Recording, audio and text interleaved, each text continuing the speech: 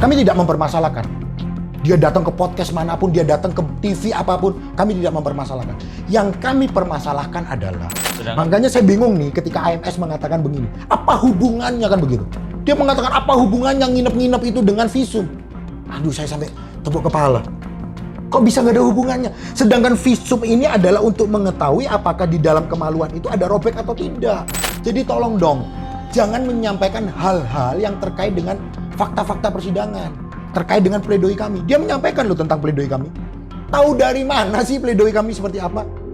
Lah kalaupun dia tahu, coba ditanya, siapa yang kasih dia pledoi itu? Kenapa kami berani mengungkapkan semua fakta? Salah satunya menginap di hotel, lalu kemudian tidak ada bekas luka operasi di bagian kanan, lalu kemudian ada paspor yang JEP ini berada di Singapura, katanya dicabulin tanggal 16, ternyata JEP ini di Singapura. Karena memang itu proses pembuktiannya. Kami sudah ungkap itu semua di pengadilan. Maka yang kami sampaikan semuanya adalah fakta. Jadi kalau ditanya apakah podcastnya Bang Denny ini bisa dituntut, jawabannya tidak bisa.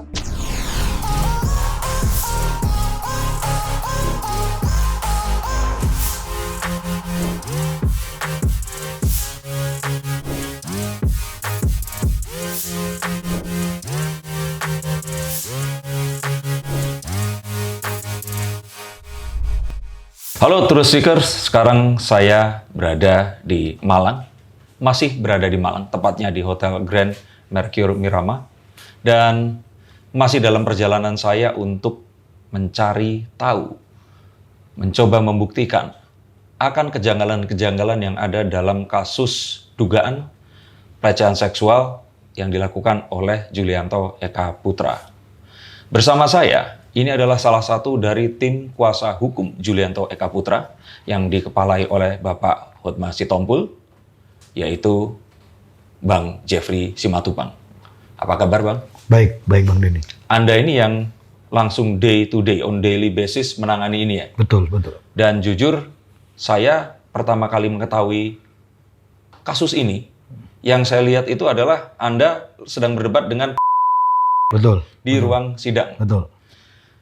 Melihat itu saya ingin membuat konten reaction ya, reaksi dari apa yang saya lihat itu tadi. Dan apa yang saya lihat itu terlepas dari kasus karena memang saya belum mendalami ya.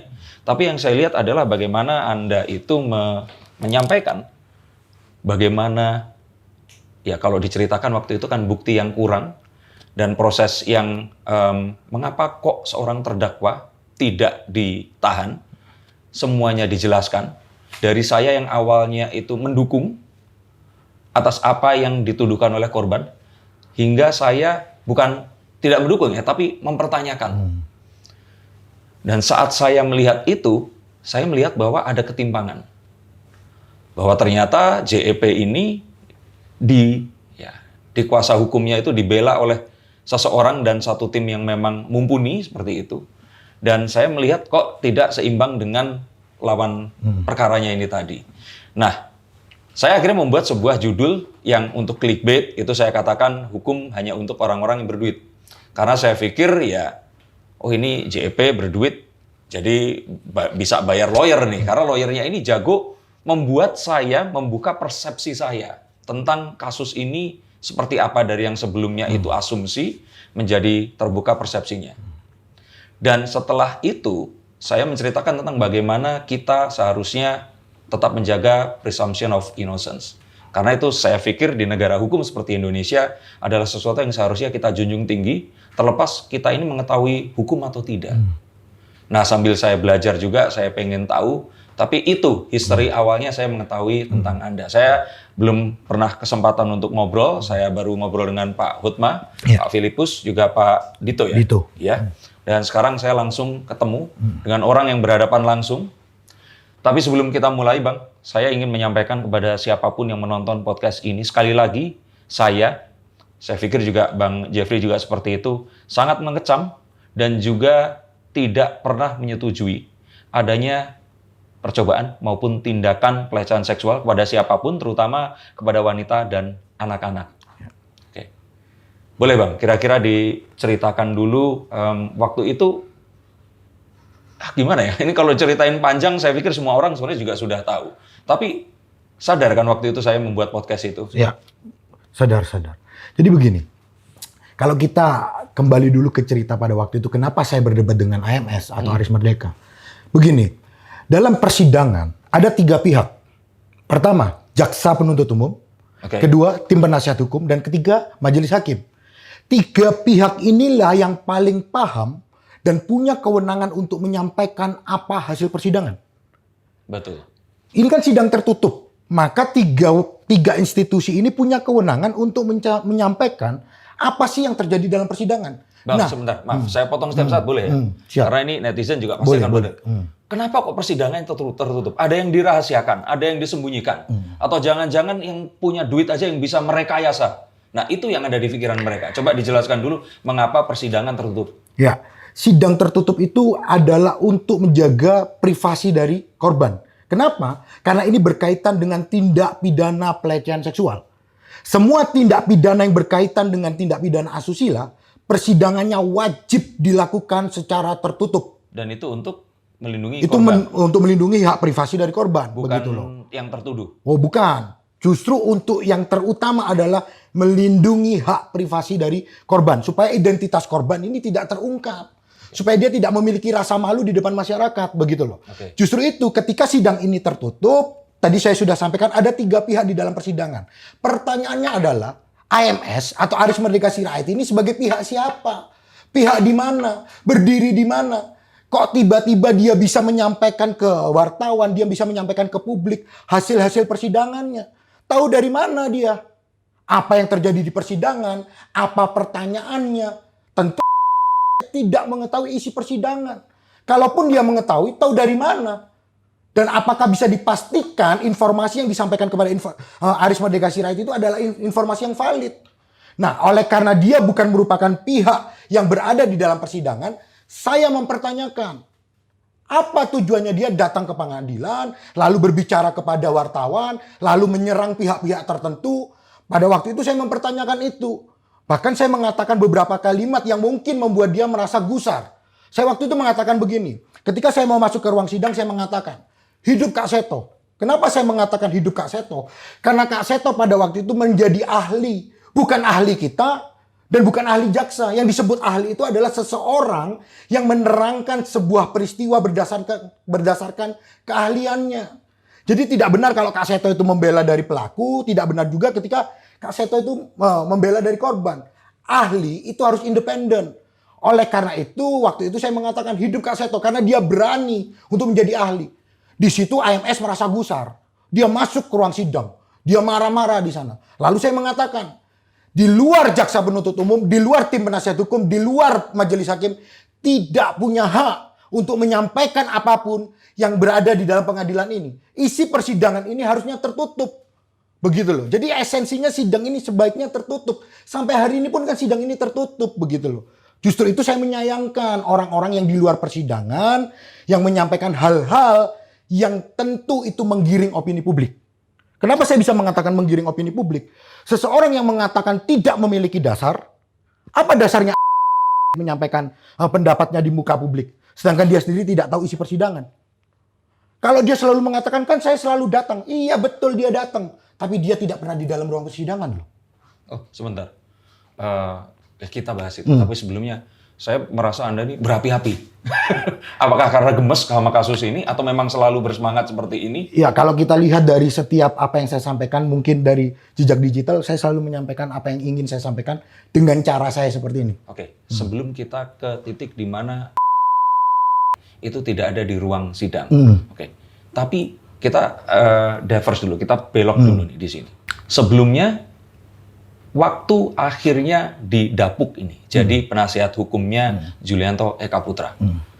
Apa yang membuat Anda ini yakin kalau JEP ini tidak bersalah?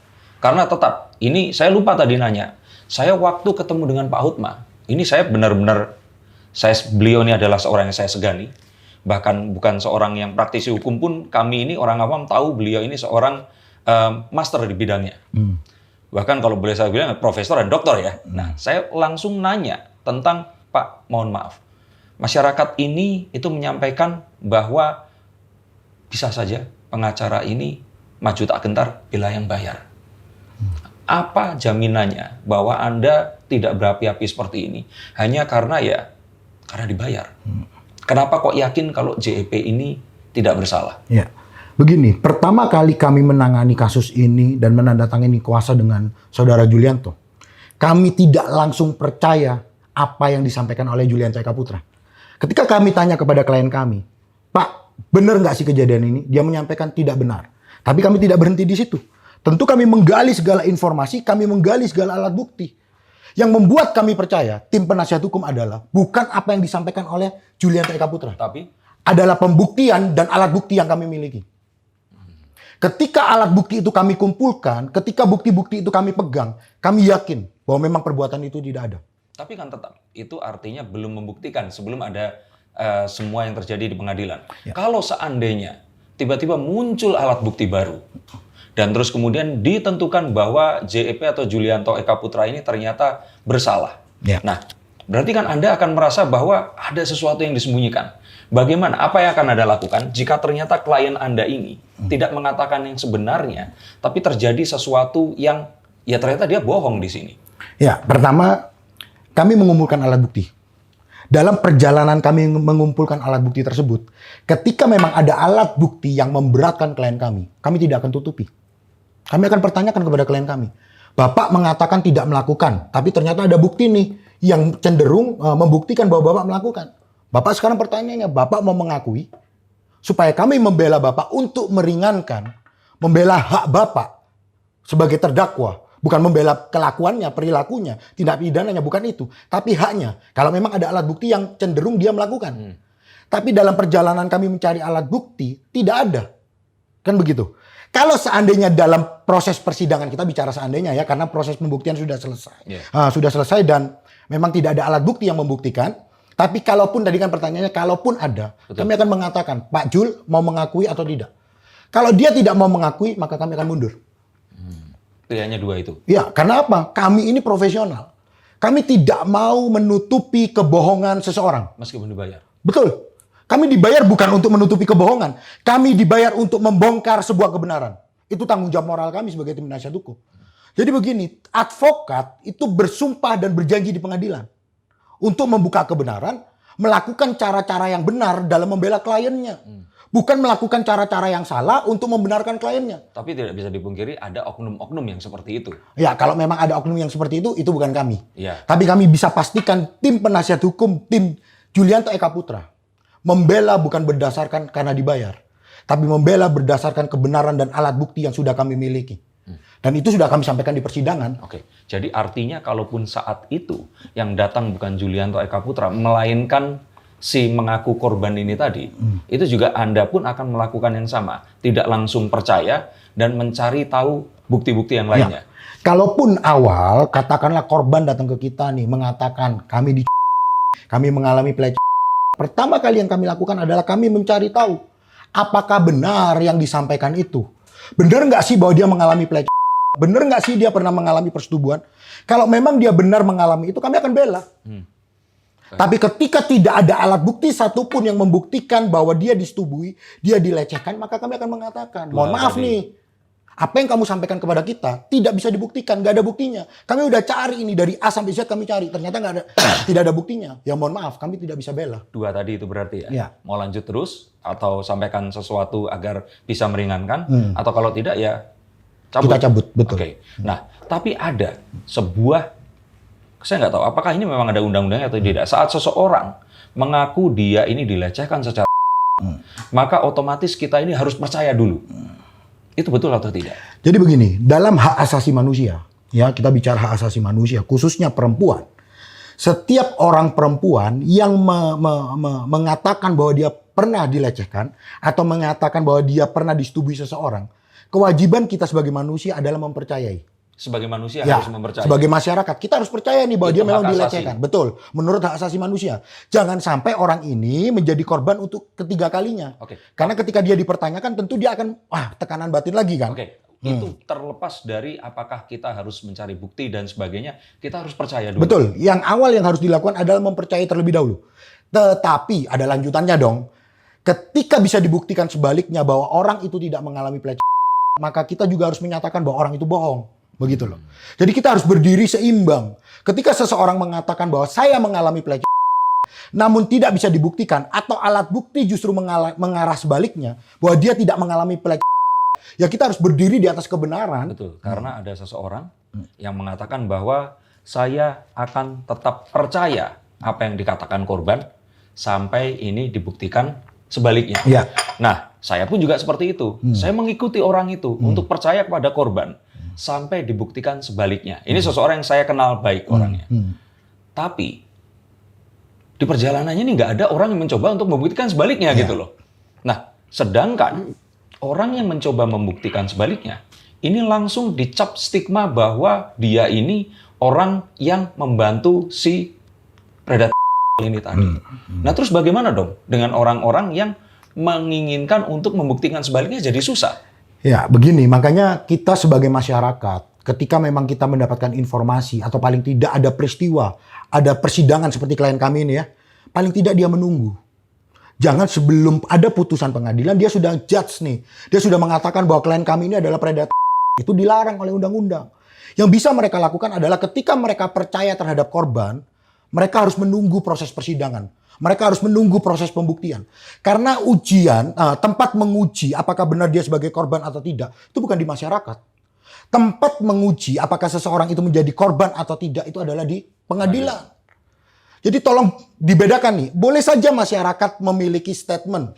Boleh saja masyarakat mengatakan bahwa wah, klien kami bersalah dan lain-lain. Silakan. Tetapi ketika proses pembuktiannya sudah kami lakukan dan kami sudah menyelesaikan dengan baik dan memang tidak ada satu alat bukti pun yang menyatakan bahwa terdakwa bersalah, maka masyarakat harus menunggu dong putusan pengadilan. Tapi itu kan menurut Anda. Jangan menjadi hakim jalanan Begini, begitu loh. Itu menurut Anda karena apa? Ada pengakuan dari si mengaku korban ini tadi bahwa kita itu sulit untuk memberikan alat bukti. Pernah dengar ya? Jadi mau ngasih bukti tapi mereka merasa dipersulit. Terus merasa kayak dipindah-pindahkan. Atau kalau boleh saya quotes on quotes itu pingpong. Seperti itu. Jadi ada kesan mereka ini sebenarnya bukti itu ada. Tapi sepertinya dipersulit. Ya. Terus ada lagi seorang konten kreator yang bilang Julianto Eka Putra ini memiliki mafia yang tugasnya itu untuk memutarbalikan fakta sehingga persidangan yang tertutup itu jadi ya tidak seperti yang diinginkan atau objektif. Itu satu stigma yang muncul. Kalau saya bilang itu, maka daripada itu mereka memiliki alasan pembenaran untuk melakukan safari podcast dari satu tempat ke tempat yang lainnya. Dan itu yang terus kemudian waktu podcast kecil ke podcast berikutnya ya nggak ada efek ya. Begitu sampai di close the door, kita langsung dapat itu. Badainya seperti apa. Bahkan Julianto Eka Putra langsung dijemput dan langsung dibawa ke tahanan. Anda ada di situ juga saat itu. Betul. Nah, apa yang bisa diceritakan dari hal ini tadi? Bahwa betul atau tidak? Karena Anda tadi kan mengatakan bahwa ini harus menunggu. Tapi jangan-jangan Anda pun melakukan itu tadi. Rekayasa di persidangan yang mempersulit itu tadi. Ya, begini. Pada saat pelapor hadir sebagai saksi, tentu setiap orang yang melapor di kepolisian ketika ini masuk ke proses persidangan, pelapor harus mempertanggungjawabkan apa yang dia sampaikan atau apa yang dia laporkan. Datanglah nih pelapor ke persidangan. Baik. Saya masih ingat, saya waktu itu yang bertanya tuh kepada pelapor. Dia mengatakan, saya punya bukti lain nih, bukti foto kah, bukti video. Lalu saya bertanya, kenapa sejak awal tidak diserahkan ke kepolisian? Ini tidak pernah terungkap ya, tapi saya akan ungkap. Apa jawaban dari pelapor? Dia mengatakan, saya tidak percaya dengan pihak kepolisian. Kaget dong kita. Loh, kenapa nih orang melaporkan suatu tindak pidana, lalu ada alat bukti yang katanya dia simpan, lalu kita tanya nih, kenapa saudara simpan? Kenapa saudara tidak sampaikan di kepolisian? Dia mengatakan, saya tidak percaya dengan kepolisian. Saya bisa pertanggungjawabkan ini. Oke, saya baru mau nanya. Pertanyaannya bisa dipertanggungjawabkan ini? Saya pertanggungjawabkan karena ini fakta persidangan. Kita punya transkrip semua fakta persidangan. Kita punya rekamannya. Dia menyatakan tidak percaya dengan pihak kepolisian. Itu SDS? Iya, dari pelapor, SDS. Kaget dong kita. Oke lah, dia sudah mengatakan tidak percaya. Lalu kami menanyakan lagi nih, bukti apa sih yang kamu punya? Kan begitu. Kalau memang ada bukti, bukti apa sih? Ternyata yang dia ingin sampaikan adalah bukti pengakuan saja. Loh, kalau bukti pengakuan ya nggak perlu, wong dia sendiri sudah hadir di persidangan. Silakan sampaikan apa yang kamu alami, kamu lihat, kamu rasakan. Untuk apalagi ada video-video pengakuan begitu loh. Kan dia dihadirkan untuk menceritakan kejadian-kejadian yang dialami. Itu pun kita kejar, kita pertanyakan. Dia sendiri tidak bisa mempertanggungjawabkan. Terjadi kontradiktif antara pernyataannya dia dengan BAP. Saya kasih contoh nih. Ini sudah masuk ke proses pembuktian ya. Nanti kita akan bahas lebih lanjut. Tetapi begini. Yang pertama. Jadi pada waktu dia hadir di persidangan. Dia mengatakan begini. Ketika dia disetubui. Itu kurang lebih di jam 12 malam. Oke. Di atas itulah. Jam 12 malam, jam 1, jam 2. Dan keadaan di tempat dia disetubui itu selalu remang-remang. Tidak ada lampu begitu. Jadi gelap gulita. Lalu kami pertanyakan, bagaimana saudara saksi bisa mengetahui apakah di tubuh terdakwa ini ada luka atau tidak? Karena dia kan mengatakan remang-remang, tentu dia nggak bisa melihat. Lalu dia mengatakan, ketika dia disetubui, dia merabah perut kanan dari terdakwa. Disitulah dia merasakan di bagian kanan perut terdakwa ini ada bekas luka, bekas operasi usus buntu. Tapi begitu. kan itu bisa saja, betul kan?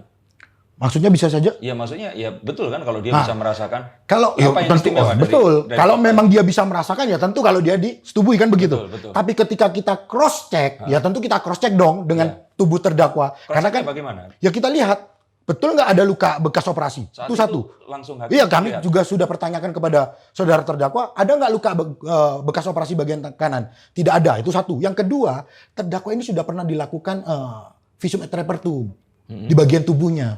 Dan dokter forensik mengatakan di perut bagian kanan ada fotonya nih, tidak ada luka bekas operasi. Dokter forensik itu sudah menjadi alat bukti di pengadilan, menjadi berkas. Jadi bukan orang awam yang yang memeriksa adalah dokter forensik yang menyatakan ada fotonya di bagian kanan ini tidak ada bekas luka operasi. Maka kontradiktif dong. Kalau dia mengaku pernah disetubui, bahkan dia bisa memastikan dia merabah perut bagian kanan ada luka, ternyata tidak ada. Itu satu hal. Tentu kami juga, berarti kami bisa mengambil kesimpulan apa yang disampaikan oleh pelapor ini semuanya asumsi. Semuanya tidak bisa dipertanggungjawabkan. Begitu. Karena kalau dia memang benar-benar disetubui ini, ya tentu dia pasti tahu dong.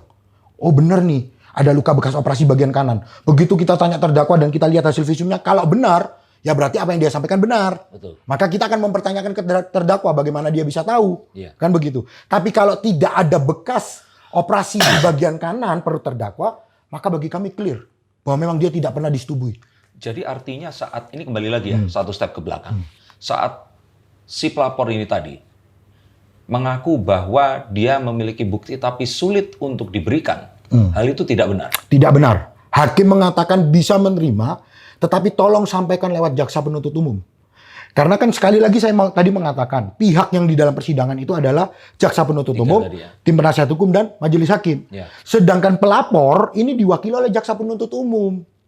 Jadi jaksa lah yang mewakili pihak pelapor untuk menyampaikan bukti-bukti dan menyampaikan apa sih dakwaannya, apa sih yang dituduhkan ke terdakwa. Jadi nggak bisa dong tiba-tiba pelapor datang ke persidangan mengatakan mewakili dirinya sendiri, lalu menyampaikan alat buktinya sendiri. Ya nggak bisa dong. Ini kan persidangan, ada hukum acaranya. Ada aturannya supaya pengadilan ini berjalan dengan lancar kan begitu. Tapi tidak benar kalau dikatakan bahwa dia ingin menyampaikan bukti baru ditolak majelis hakim, tidak benar. Oke, karena bisa jadi kan itu yang merupakan dugaan mengapa dia akhirnya memiliki sebuah kalimat tidak percaya polisi itu tadi. Kalau menurut saya begini sih, saya beberapa kali juga mendengar apa yang dia sampaikan di podcast-podcast. Pertama di persidangan dia mengatakan tidak percaya dengan kepolisian. Kedua di podcast-podcast dia memojokkan majelis hakim. Dia mengatakan bukti kami tidak diterima. Tidak pernah terjadi itu begitu loh. Kami kan punya transkripnya, kami punya rekamannya. Hakim mengatakan apa alat buktimu nanti sampaikan ke jaksa biar jaksa aja lah. Begitu. Walaupun sebenarnya ada ahli pidana yang mengatakan bahwa sebagai pihak pelapor atau jaksa penuntut umum tidak boleh lagi menghadirkan alat bukti di luar yang sudah diberkas. Yang punya hak untuk menggali alat bukti di luar berkas itu sebenarnya memang tim penasihat hukum.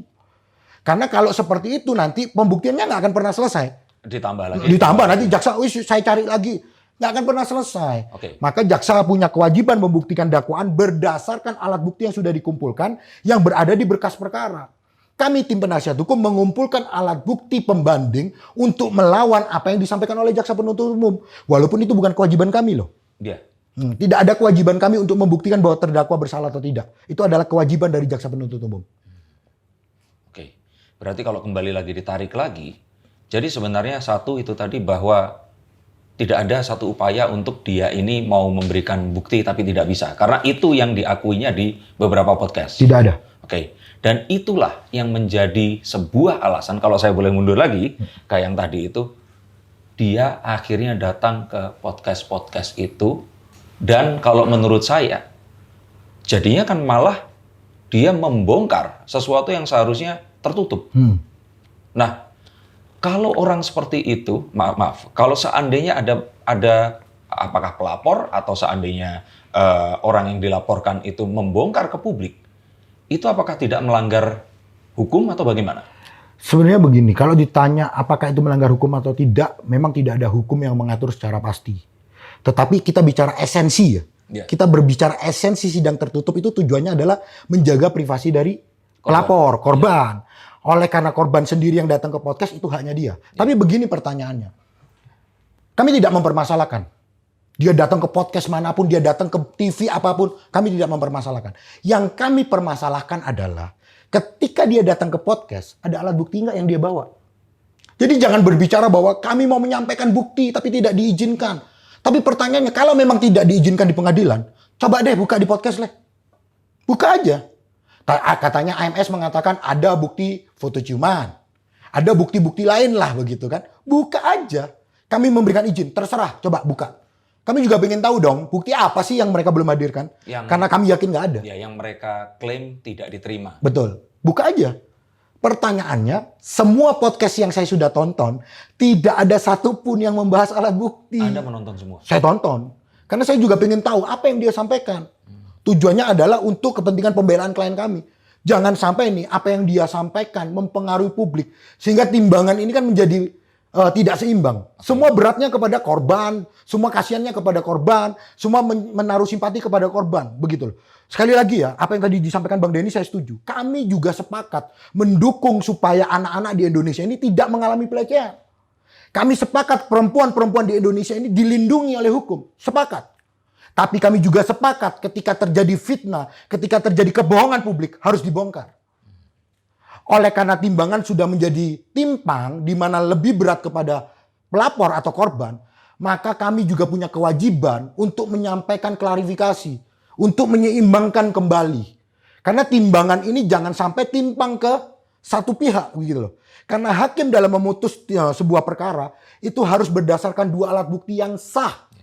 Dan hakim memiliki keyakinan bahwa alat bukti tersebut membuktikan bahwa terdakwa bersalah. Kan begitu. Tapi dalam proses persidangan tidak ada satu alat bukti pun yang membuktikan bahwa terdakwa bersalah. Bahkan kami memiliki bukti yang membuktikan sebaliknya. Bahwa tindak pidana ini adalah by design atau pesanan.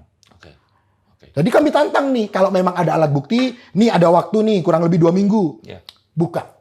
Nah, apalagi Bang Denny kan sudah mengundang nih katanya. Saya juga beberapa kali kan melihat podcastnya Bang Denny. Katanya sudah mengundang. Saya minta kalau memang mereka punya alat bukti, sampaikan di Bang Denny.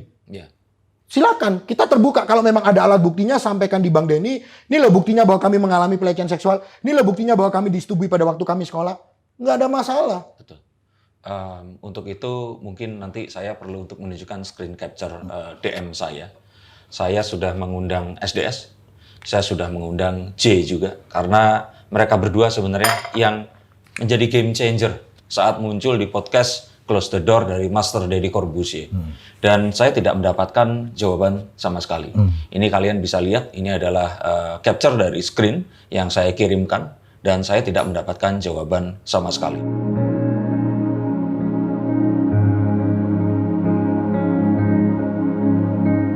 Sehingga saya kemarin juga sempat diceritakan bahwa ini mempertanyakan bahwa saya ini melakukan sebuah coverage yang berat sebelah. Tidak mengundang. Saya sudah mencoba mengundang. Bahkan saya mencoba untuk menghubungi Denny Sumargo. Saya mencoba menghubungi, saya tanyakan kontaknya yang direct ke mereka, diarahkan ke lagi. Nah, kenapa saya tidak menghubungi adalah karena ya beliau ini secara legal itu saya tidak tahu posisinya di mana. Saya pun akhirnya, Bang, berani untuk datang ke Malang sebelumnya ngajak Jeffrey dan sebagainya. Karena dalam tanda kutip saya sudah kulon dulu ke Pak Hutma. Karena saya pun ini akan bisa menjadi yang lain karena saya nggak ada korelasi apa-apa. Dan saya sangat rawan untuk dianggap dibayar oleh JEP. Itu yang saya sebenarnya takutkan, tapi sudah kadung sekarang ini. Saya sudah dianggap sebagai seseorang yang mengendorse seorang yang sudah dicap menjadi predator. Sebenarnya berbeda, Bang. Ini pendapat pribadi ya. Sekali lagi ini pendapat pribadi. Ketika saya melihat podcast-podcast yang lain, lalu saya melihat podcastnya Bang Denny, sekali lagi ini pendapat pribadi dan tidak bermaksud membela. Bang Denny tidak pernah mengeluarkan statement apapun yang berdasarkan asumsi. Yang Bang Denny lakukan adalah mencari narasumber-narasumber supaya narasumber inilah yang berbicara ke publik. Ya memang seharusnya begitu. Dan seharusnya begitu. Ya dan itu pun saya lakukan karena itu tadi. Teman baik saya itu. Seorang yang saya consider sebagai seseorang yang saya hormati. Itu mengatakan, karena dia juga ditanya, kenapa kok tidak mencoba untuk menghadirkan yang berimbang. Nah, kata-kata beliau adalah, saya akan terus bersama korban. Sampai dibuktikan sebaliknya. Nah permasalahannya ini seluruh dunia tidak ada yang mencoba untuk membuktikan sebaliknya dengan asumsi tetap netral ya. Lalu yang akan terjadi artinya akan tetap kalau ternyata ini betul ya oke. Kalau ternyata fitnah itu yang saya sebenarnya sangat-sangat membuat saya akhirnya mencoba untuk saya pun akhirnya datang ke Malang. Tujuan saya sebenarnya nggak ke sini. Tapi saya mengiyakan pekerjaan yang ke Malang agar saya bisa ke sini seperti itu. Jadi memang yang Anda sampaikan betul dan saya kira juga teman-teman yang lain ini juga menyampaikan yang sama. Tapi timbangan memang sudah kadung. Ya, timbang. Dan timbangnya itu jauh sekali. Apalagi sampai akhirnya ini yang nggak banyak orang tahu yang saya pun di awal tidak tahu. Yang setahu saya terdakwa dengan hukuman antara 5 hingga 15 tahun. Itu memang harus ditahan. Tapi saat Anda menjelaskan, itu saya jadi mengerti, oh ya tidak ada esensinya gitu. Tapi masyarakat nggak mau dengar. Mereka pengennya menuruti hati nurani, seseorang sudah dianggap sebagai dengan sebuah dakwaan, akhirnya ya dia harus ditahan. Tapi in the first place, yang ingin saya tanyakan, kok akhirnya bisa didakwa itu bagaimana sih? Ya begini, kalau dalam hukum acara pidana, dalam suatu tindak pidana, seseorang bisa ditetapkan tersangka itu berdasarkan 2 alat bukti. Kita bicara kuantitas ya, bahwa selama ada 2 alat bukti ya orang bisa ditetapkan tersangka. Lalu kemudian diserahkan ke kejaksaan, kejaksaan mengatakan bahwa memang 2 alat bukti ini ada, masuklah ke persidangan, dinyatakan P21. Di dalam proses persidangan itu kita harus uji alat bukti yang tadi disiapkan oleh kepolisian, yaitu 2 alat bukti itu. Maka di persidangan tidak lagi melihat kuantitas, tapi dalam persidangan melihat kualitas dari 2 alat bukti itu. Punya kualitas nggak tuh alat bukti? Contoh, dalam kasus kita ini kan yang dihadirkan sebagai alat bukti salah satunya adalah visum. Sejak awal visum itu selalu dikatakan bahwa terdakwalah yang melakukan persetubuhan dengan korban, begitu kan? Karena memang di dalam visum itu ternyata memang ada robek di. Tetapi ketika kita mengumpulkan bukti dan sampai di persidangan, kita bisa buktikan bahwa ternyata 3 bulan sebelum visum, ternyata pelapor ini sudah pernah nginep di hotel 15 hari. Pertanyaannya adalah, lebih berkorelasi mana peristiwa yang 12 tahun yang lalu atau peristiwa yang 3 bulan yang lalu? Visum ini mengarah kemana? Menurut ahli, visum itu adalah apa yang dilihat dan apa yang diperiksa waktu itu. Maka yang paling mungkin terjadi adalah 3 bulan yang lalu. Itu yang paling mendekati. Karena tidak mungkin yang 12 tahun yang lalu. Karena yang terakhir aja bisa kita buktikan bahwa ternyata ada menginap di hotel 15 hari. Begitu loh. Nah itulah bukti yang sejak awal kepolisian tidak punya. Seandainya bukti itu sejak awal sudah dimiliki oleh pihak kepolisian. Dan kita sudah miliki, kita serahkan ke kepolisian. Saya juga nggak yakin kok perkara ini akan masuk ke pengadilan. Karena selama ini visum ini tidak terbantahkan. Seakan-akan memang yang melakukan terdakwa. Tapi ketika kita membuktikan bahwa memang pelapor pernah menginap di hotel dengan pacarnya selama 15 hari. Ya tentu sudah terbantahkan dong bahwa terdakwa yang melakukan. Makanya saya bingung nih ketika AMS mengatakan begini. Apa hubungannya kan begitu? Dia mengatakan apa hubungannya nginep-nginep itu dengan visum. Aduh saya sampai tepuk kepala. Kok bisa nggak ada hubungannya? Sedangkan visum ini adalah untuk mengetahui apakah di dalam itu ada robek atau tidak. Maka yang paling memungkinkan adalah peristiwa yang terakhir terjadi, yaitu nginep di hotel itu tadi. Lalu kalau dia mengatakan apa hubungannya? Lah, yang 3 bulan yang lalu dia mengatakan gak ada hubungannya, bagaimana menghubungkan dengan 12 tahun yang lalu? Jadi saya kadang-kadang, tolonglah kalau berbicara itu berbicaralah berdasarkan pembuktian, berdasarkan hukum. Jangan berbicara berdasarkan asumsi. Ketika kita punya alat bukti, dia mengatakan apa hubungannya dengan visum? Saya bisa jelaskan. Kalau masih nggak paham, datang ke saya nanti hari Rabu, saya jelaskan tuh apa hubungannya visum dengan nginep hotel. Tanya kalau nggak tahu gitu loh. Saya minta ke nih, kalau memang tidak tahu apa hubungannya dengan nginep di hotel dengan visum, tanya ke saya, nanti saya jawab, saya ajari supaya pengetahuannya bertambah begitu loh. Baik. Jadi memang itu tadi ya yang terjadi, sehingga akhirnya karena itu telah disampaikan ke kepolisian, akhirnya proses yang terjadi di pengadilan ini mengharuskan dijatuhkan itu tadi, status terdakwa itu tadi. Iya, karena sudah ada 2 alat bukti. Yang pertama visum. Yang kedua adalah keterangan dari pelapor itu sendiri. Oke. Padahal akhirnya setelah jadi terdakwa, satu yang visum ini berarti visumnya itu sah. Visumnya benar visum. Tapi sebenarnya edan itu bisa dijadikan alat bukti. Bisa. Tapi tidak ada korelasinya. Tidak membuktikan bahwa terdakwa yang melakukan. Tidak ada korelasi dengan perbuatan yang dilakukan terdakwa. Dan tidak menunjukkan bahwa terdakwa lah yang melakukan itu. Nah, karena itulah dia seharusnya tidak perlu ditahan. Karena kurangnya alat bukti. Betul? Betul. Betul. Dan ditambah dengan beliau ini selalu datang di persidangan. Betul. Dan dia selalu kooperatif. Karena begini, kalau kita berbicara penahanan di pasal 20 Kitab Undang-Undang Hukum Acara Pidana, tujuan penahanan adalah untuk lancarnya pemeriksaan dari proses penyidikan sampai ke persidangan. Selama memang proses ini lancar, tidak ada esensi, tidak ada urgensi bahwa terdakwa itu harus ditahan. Kecuali terdakwa ini memperlambat proses penyidikan. Terdakwa ini menghalang-halangi proses penyidikan. Terdakwa ini menghilangkan barang bukti. Tidak dilakukan karena memang barang bukti sudah disita semua. Sudah menjadi berkas perkara. Tidak mungkin dihilangkan. Oke, dan walaupun itu dakwaannya bisa sampai 15 tahun, minimal 5 tahun pun. Ya, betul. Karena tidak ada kewajiban bagi penegak hukum untuk melakukan penahanan. Jadi tidak ada keharusan.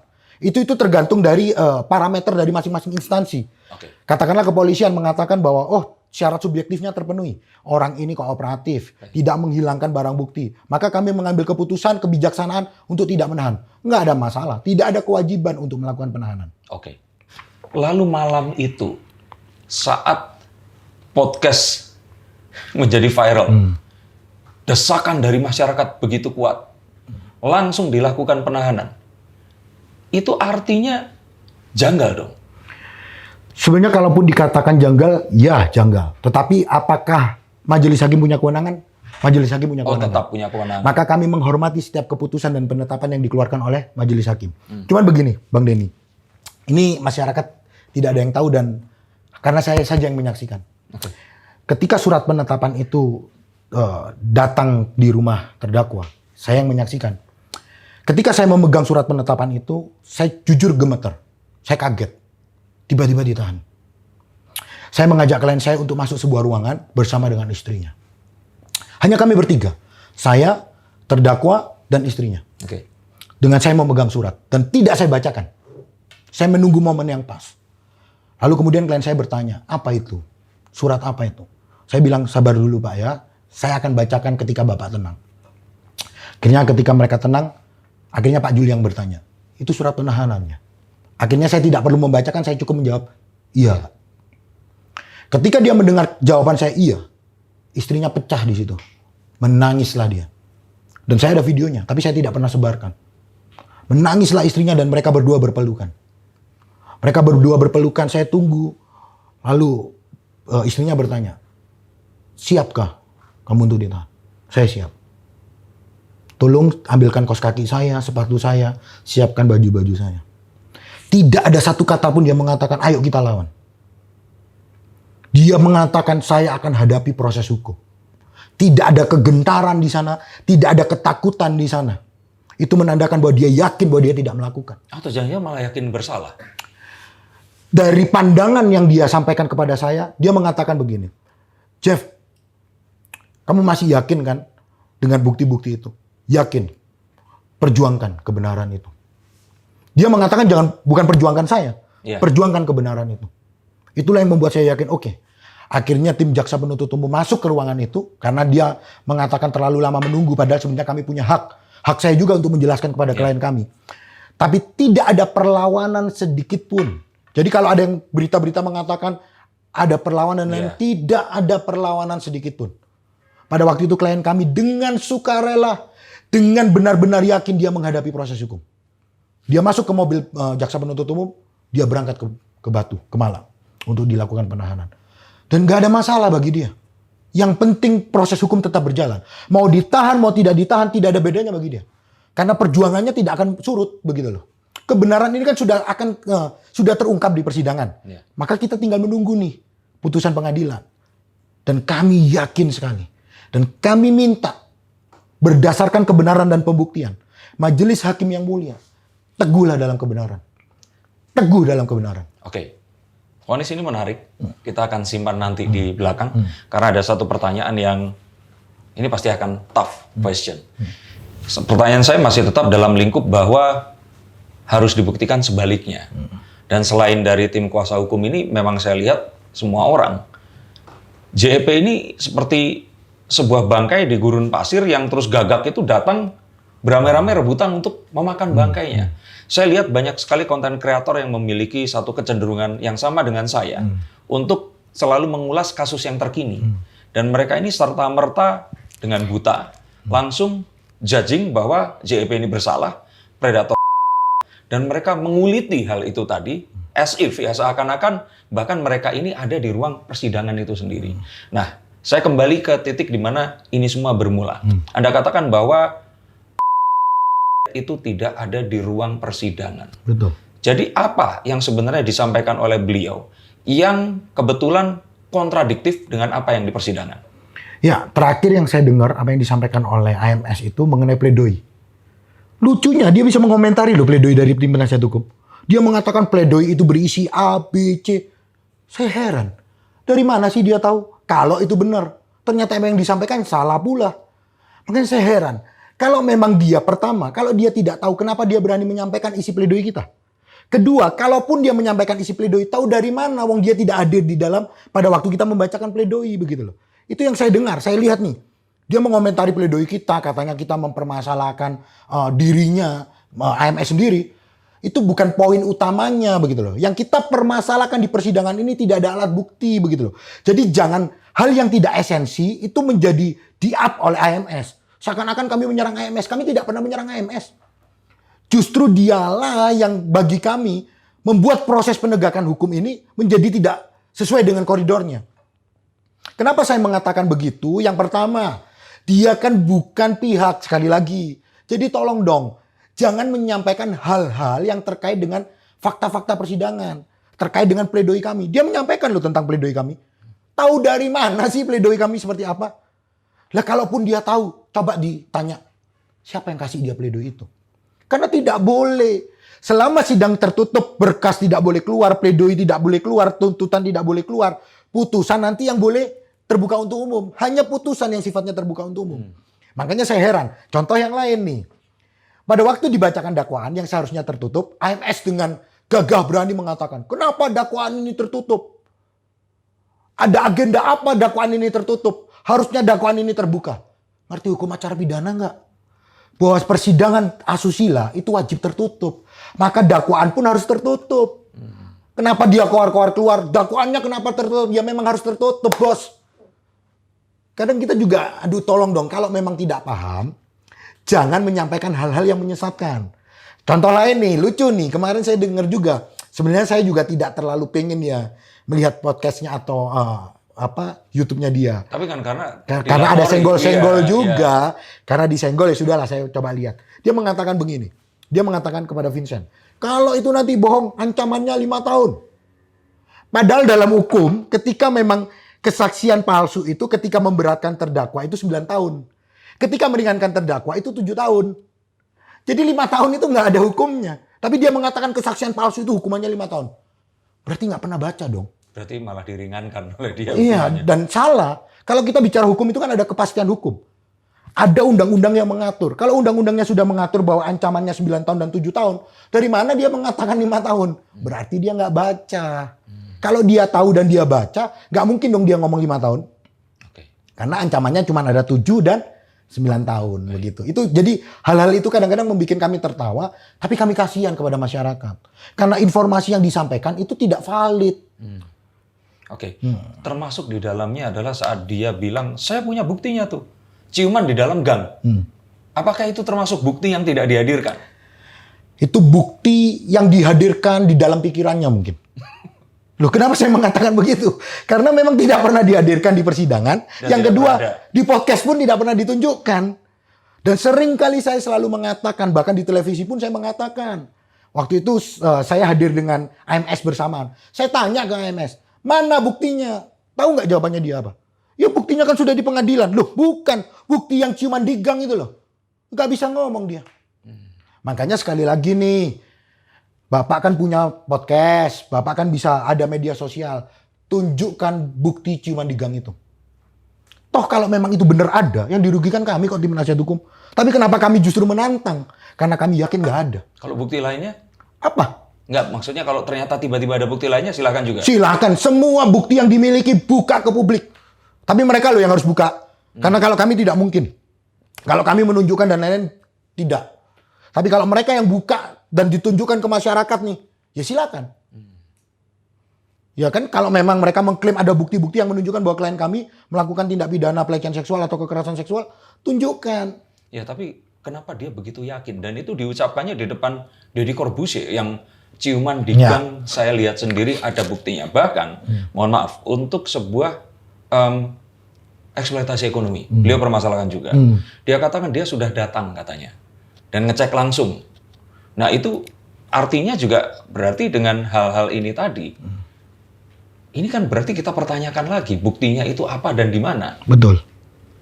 Memang sekali lagi, kalau memang ada buktinya berkaitan dengan eksploitasi pelecehan kekerasan silakan dibuka ke publik. Yang kedua, berkaitan dengan eksploitasi ekonomi. Kalau mengatakan ada bukti, silakan dibuktikan, tunjukkan ke publik. Mana sih eksploitasi ekonominya?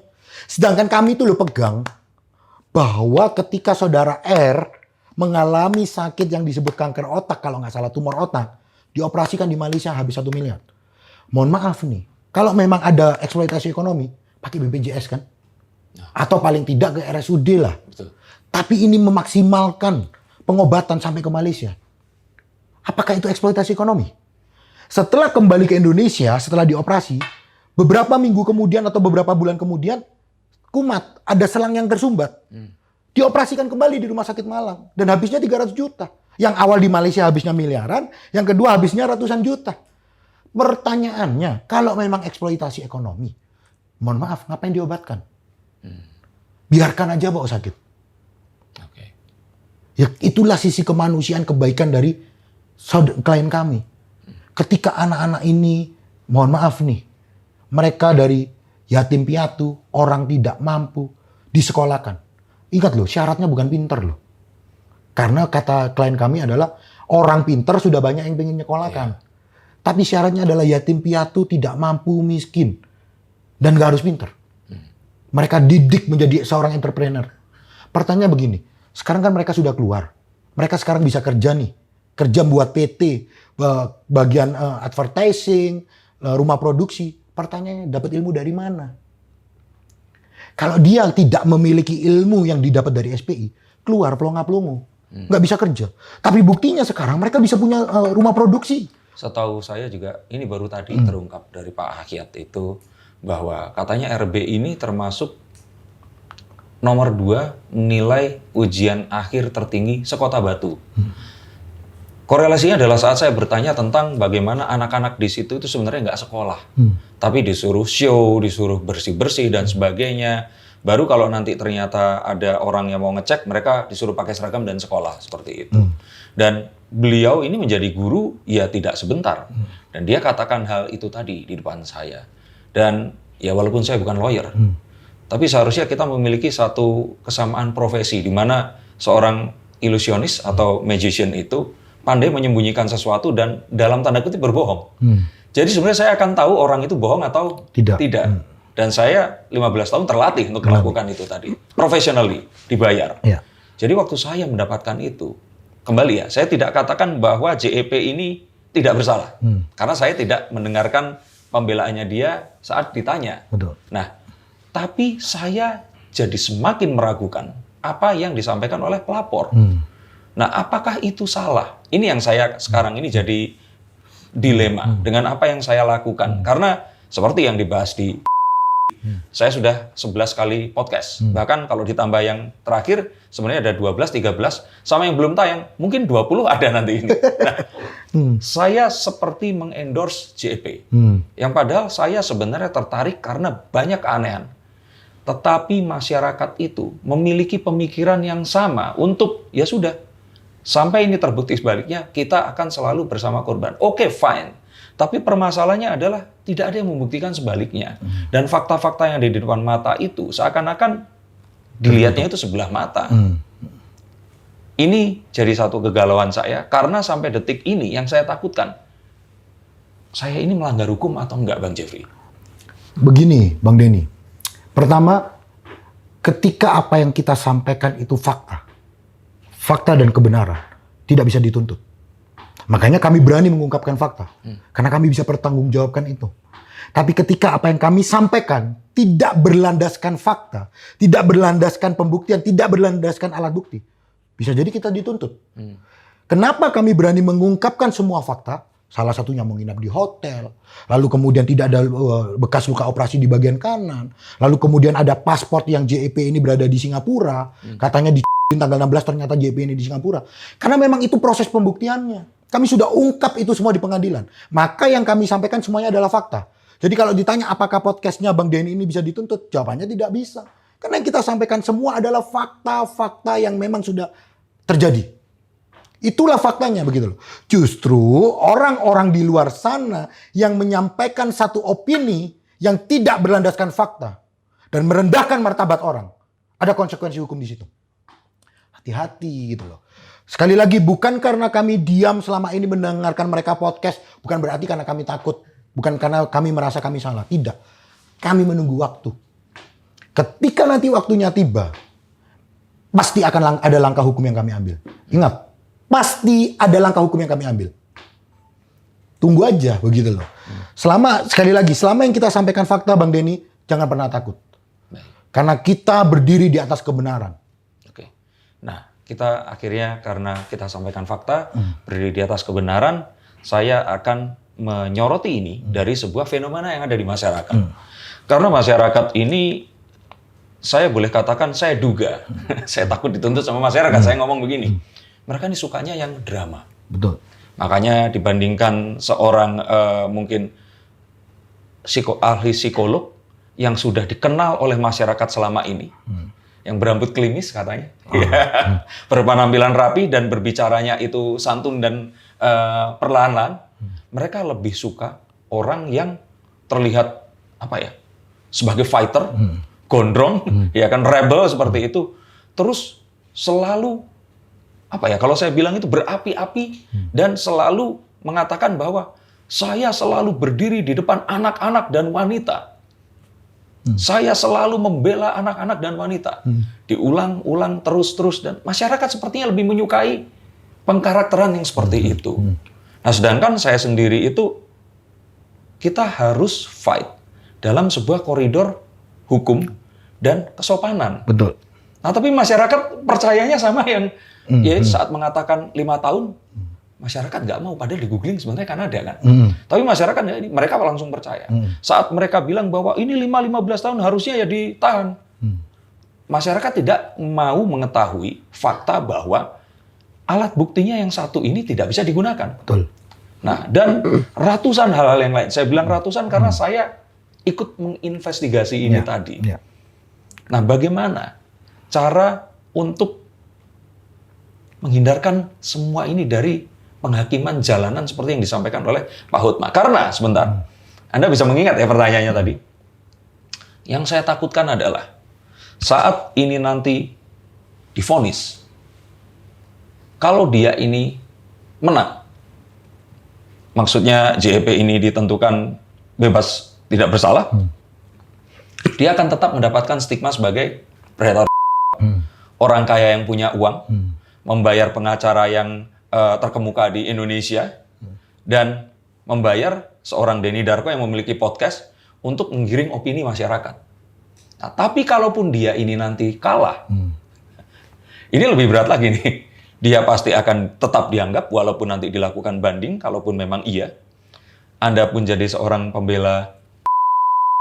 Saya dianggap sebagai seseorang yang dibayar untuk menggiring opini, sehingga masyarakat ini menganggap bahwa dia ini bukan yang otomatis berlawanan dari hukum. Dan kalaupun itu terjadi, saya cuma berpikir, kalau saya jadi hakimnya, ini kalau saya jadi hakimnya, saya pun akan ketar-ketir loh, mau memvonis apa. Ini kalau Anda semua mengerti maksud saya. Anda berani jawab nggak pertanyaan itu? Ya, kalau berkaitan dengan apa yang disampaikan Bang Denny, begini. Sejak awal kami memegang kasus ini, kami sudah tahu konsekuensinya apa. Karena pasti semua orang akan mengecap kami, kok dibela. Ya. Bahkan tidak sedikit yang menghubungi saya. Itu kenapa kamu bela? Personal. Beberapa klien-klien begitu menghubungi. Itu bagaimana? Karena isu yang di luaran sudah menganggap JEP ini bersalah. Sudah mengatakan bahwa JEP ini predator. Tapi bagi yang mau berpikir, sekali lagi, bagi yang mau berpikir, ketika sudah kami jelaskan, ketika dia mendengarkan apa yang disampaikan Pak Hotma dan tim, baik itu Filipus, baik itu Dito, seharusnya mereka berpikir dong. Ya kan, yang mau berpikir nih. Kalau mereka memang mau berpikir dan coba membandingkan apa yang mereka sampaikan dengan apa yang kami sampaikan berdasarkan bukti, seharusnya hakim-hakim jalanan berhenti loh mengatakan bahwa JEP ini predator sampai ada putusan pengadilan. Betul. Karena mereka mau berpikir. Tapi ketika orang-orang yang malas berpikir, mereka hanya menyerap informasi tanpa disaring kembali, tanpa dibandingkan dengan informasi yang lain. Itu yang susah. Berarti orang-orang itu, kita tidak mau masuk ke kategori orang-orang yang seperti itu. Untuk apa kita memikirkan orang-orang yang tidak memikirkan kebenaran? Tidak mau berpikir mengenai benar atau tidak. Untuk apa kita memikirkan itu? Konsekuensi kita jelas. Kita dihujat, terserah. Tapi saya percaya, ketika ada orang-orang yang berpikir, ketika orang-orang yang menerima informasi, membandingkan dengan informasi yang lain, menyaring informasi itu, saya yakin kok mereka akan paham betul bahwa kasus ini rekayasa. Oke. Saya yakin. Itu yang pertama. Yang kedua, tadi Bang Denny mengatakan kita berandai-andai. Kalaupun Bang Denny hakimnya. Ya, kalau saya jadi hakim. Kan begitu. Saya pun melihat tidak ada bukti. Saya mau ngetok nggak bersalah itu. Ketar-ketir. Saya pasti akan nanya istri, nanya keluarga. Karena kalau saya putus bersalah, bebas. Pasti masyarakat akan menyematkan itu serta-merta gitu loh. Saya tidak menanyakan, mohon maaf ya, saya tidak menanyakan kredibilitas dari hakim di Indonesia, siapapun itu. Tapi saya pertanyakan adalah resikonya dengan masyarakat Indonesia yang seperti ini. Iya. Makanya begini Bang Denny. Kalau kita bicara hukum, ya, kita kasih contoh nih di Amerika. Juri dalam memutus sebuah perkara, juri dalam memeriksa sebuah perkara itu harus diasingkan. Juri itu tidak lagi boleh mendengarkan opini publik. Tidak boleh membaca berita, tidak boleh nonton TV. Tujuannya apa? Supaya juri ini hanya berpikir mengenai pembuktian di pengadilan. Sehingga dia tidak terpengaruh dari opini publik. Dia tidak tahu nih publik sekarang pro kemana sih. Dia nggak boleh tahu itu. Supaya tidak mempengaruhi keyakinannya. Nah, bedanya di Indonesia, hakim kan boleh nih. Ya, hidupnya tidak diasingkan. Ya dia ketika memeriksa sebuah perkara, ya dia menjalani kehidupannya ya sehari-hari biasa saja. Mungkin dia mendengarkan podcast kita, mungkin dia mendengarkan podcastnya yang lain, Close the Door dan lain-lain. Mungkin dia mendengarkan itu. Sebentar. Mohon maaf ya yang mulia kalau Anda menonton ini. Saya di sini bukan berasumsi atau bukan apa-apa. Karena ini sesuatu yang saya jumpai. Betul. Bagaimana 80% itu lebih banyak hujatan. Betul. Saat saya hanya mempertanyakan. Betul. Padahal saya sudah berulang kali mengatakan saya saya ini melawan, saya ini tidak setuju, dan saya ini mengecam tindakan pelecehan seksual kepada semua orang, terutama kepada wanita dan anak-anak. Yeah. Tetapi itu tadi yang saya takutkan. Dan seperti Anda katakan, Amerika dan Indonesia ini kan berbeda sistem pengadilannya. Kita ikutnya Belanda ya, betul? Betul, Belanda. Nah, kalau di sana kan bukan juri, tapi juror. Yeah. Karena ada banyak. Yeah. Dan mereka memang orang awam orang yang awam dibayar secara profesional dari berbagai background, betul. sehingga sebenarnya mereka akan hukumnya rata seperti itu. Kalau di sini kan diputusnya oleh satu orang, oleh 3 majelis hakim. Ya, tapi mereka bermusyawarah satu ketua orang. majelisnya. Maka dari itu dengan segala kerendahan hati, kami juga memohon nih kepada majelis hakim. Jangan mau diombang-ambingkan opini publik. Berdiri teguh sesuai dengan keyakinan. Berkata ya di atas ya, benar di atas benar, salah di atas salah. Kalaupun memang hakim punya keyakinan klien kami salah, silakan dihukum. Tapi kalaupun hakim memiliki keyakinan bahwa klien kami tidak bersalah, berani mengambil sikap dan mengambil putusan untuk membebaskan terdakwa. Karena kami punya alat buktinya. Kami paham betul bahwa sekarang majelis hakim posisinya akan sulit. Tapi kami yakin kok, pengadilan negeri Malang, majelis hakim yang memeriksa perkara kami, memiliki integritas yang luar biasa. Dalam proses persidangan dari awal sampai akhir, besok di duplik ini, kami melihat bahwa hakim memimpin pengadilan ini, memimpin peradilan ini dengan bijaksana. Kami melihat itu kok. Okay. Ada keberanian di hakim.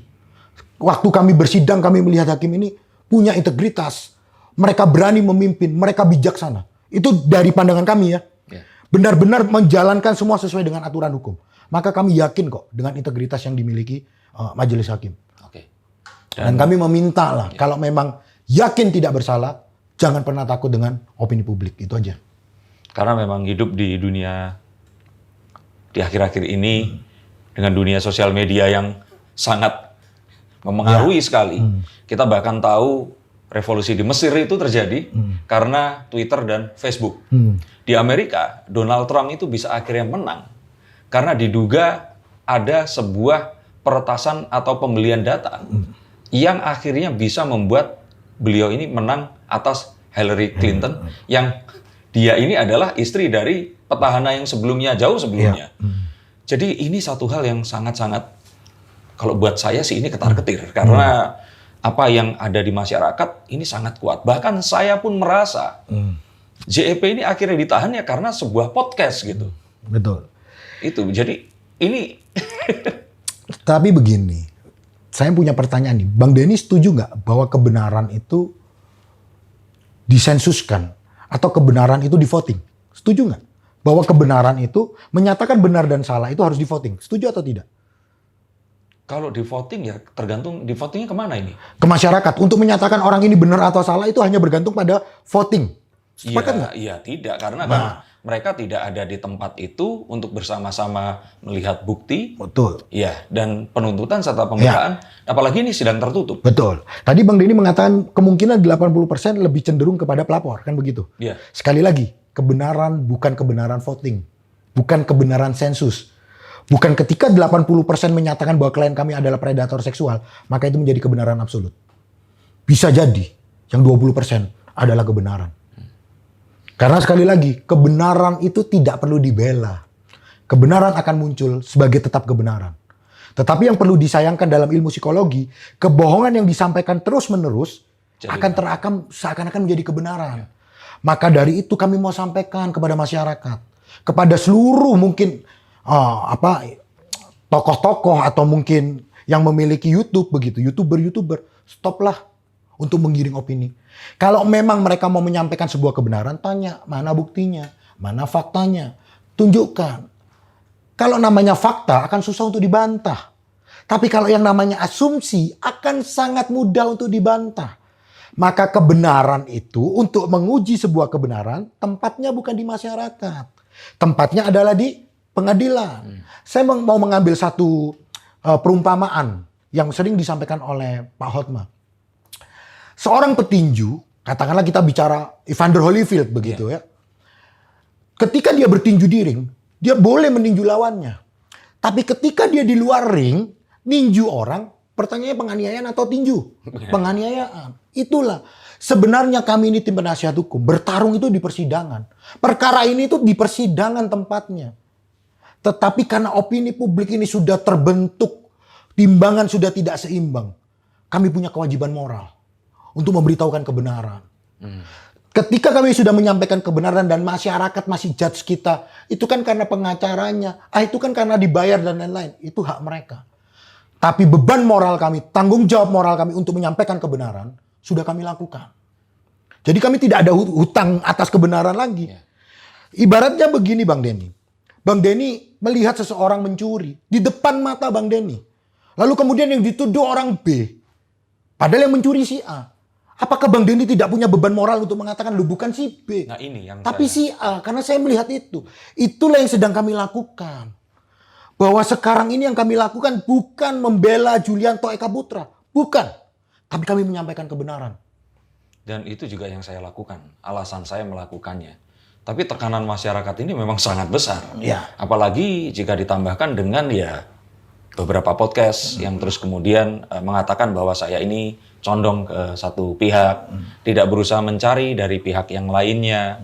Terus ada juga yang mengatakan bahwa ya saya ini membela predator, tidak menghargai perasaan wanita atau anak-anak yang menonton ini. Itu memang sedikit membuat saya bertanya-tanya, betul ya? Betul nggak sih?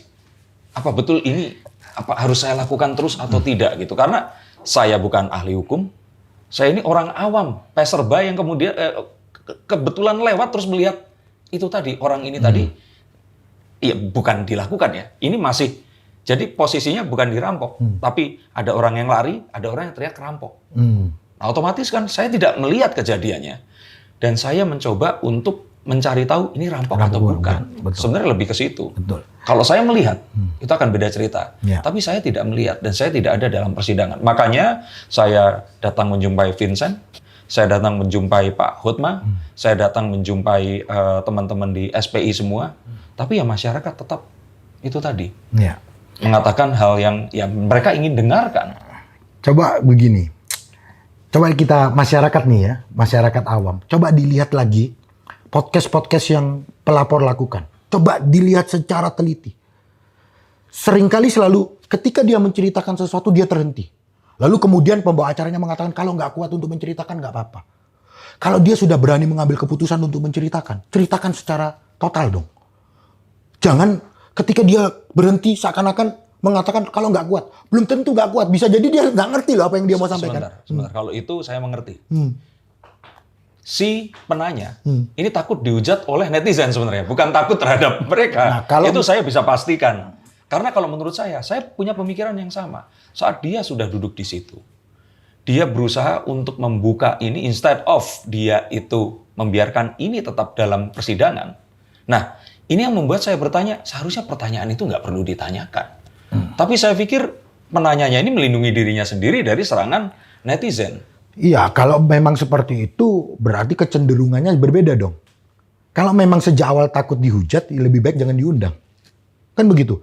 Kalau diundang, tidak membuka semua fakta dengan alasan supaya tidak dihujat, atau mungkin ada beberapa hal yang tidak perlu disampaikan, ya jangan dibuka. Tapi begini loh, kalau tadi dikatakan jangan-jangan nanti dihujat, begini. Di beberapa podcast pun secara vulgar diceritakan kok. Diapakan kejadiannya, kan begitu. Sebentar, saya potong dulu. Maksud saya di sini itu adalah tidak mengeneralisasi semua ya. Karena terkadang memang ada yang ini diundang ke podcast tidak untuk membahas hal itu tadi, Bang.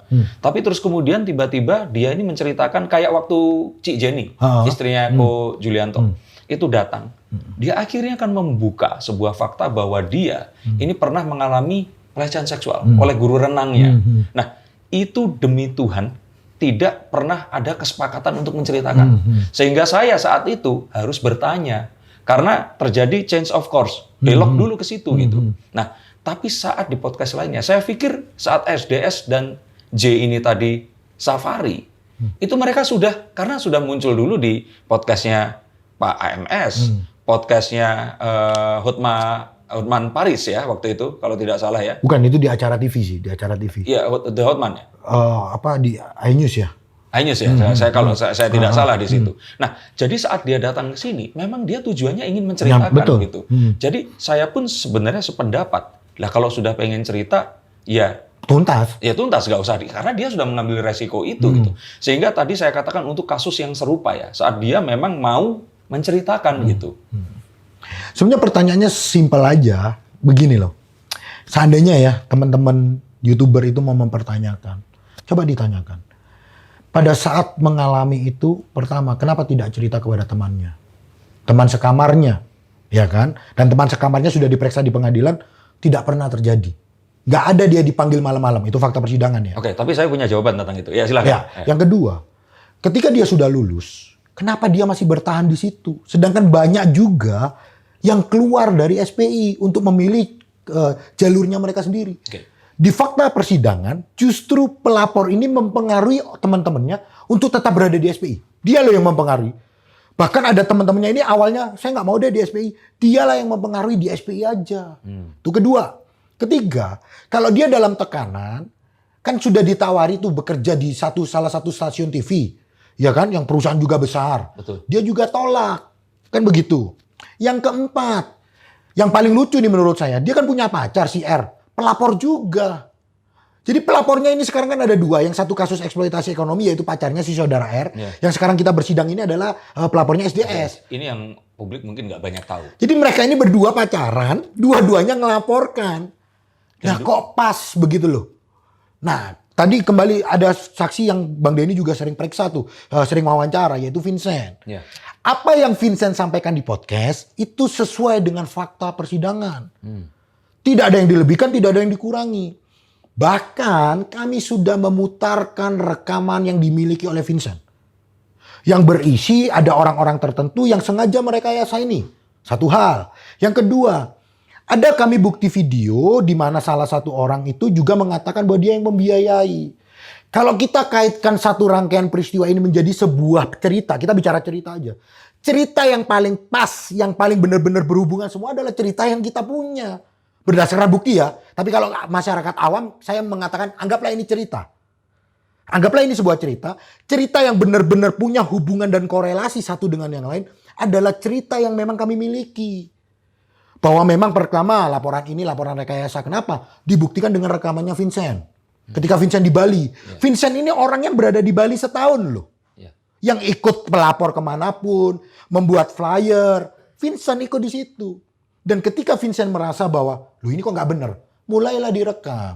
Dan rekaman itu sudah diputar di persidangan. Kesaksian Vincent ini tidak perlu ada saksi yang lainnya lagi untuk mengiyakan atau... Nah, untuk kesaksian Vincent tentu harus didukung dengan bukti yang lain, kan begitu? Betul. Apa yang membuktikan Vincent itu di Bali? Ada fotonya.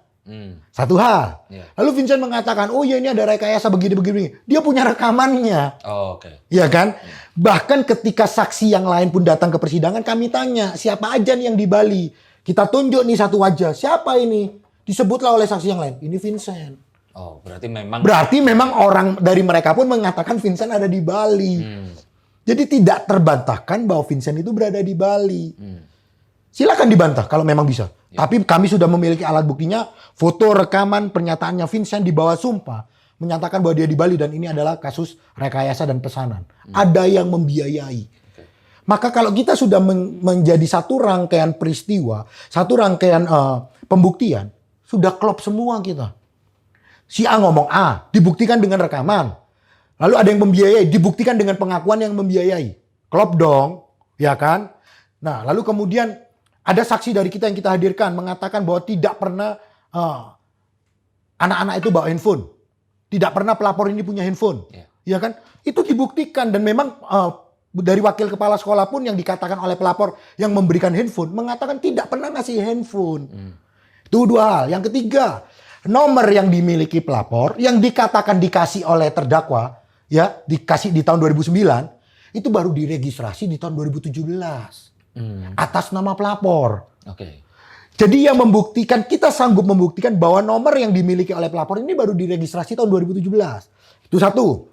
Kedua, kalau dikatakan nih, pelapor dikasih handphone, mana handphonenya? Nggak pernah disita. Maka itu awang-awang. Kalau kita berbicara hukum pelapor pernah dikasih handphone, handphonenya disita dong. Ini loh handphone yang dikasih oleh terdakwa. Nah sekarang handphonenya mana? Sama halnya kasus pembunuhan. Mohon maaf nih, katakanlah saya dengan Bang Denny nih berkelahi. Saya tusuk Bang Denny, mohon maaf nih ya. Tusuk dengan pisau. Pisaunya harus jadi barang bukti dong. Nanti jangan sampai di persidangan ditusuk dengan pisau. Mana pisaunya? Nggak ada. Lah, untuk membuktikan ditusuk dengan pisau, maka pisaunya harus dihadirkan di persidangan. Nah kalau dikatakan dikasih handphone, mana handphonenya? Begitu. Oke. Tidak memenuhi syarat. Itu berbeda dengan tidak ada korelasinya. Betul. Betul ya? Betul ya? Nah, mengapa tidak memenuhi syarat? Pertama, berdasarkan Undang-Undang Informasi Transaksi Elektronik, alat bukti elektronik itu wajib disita aslinya.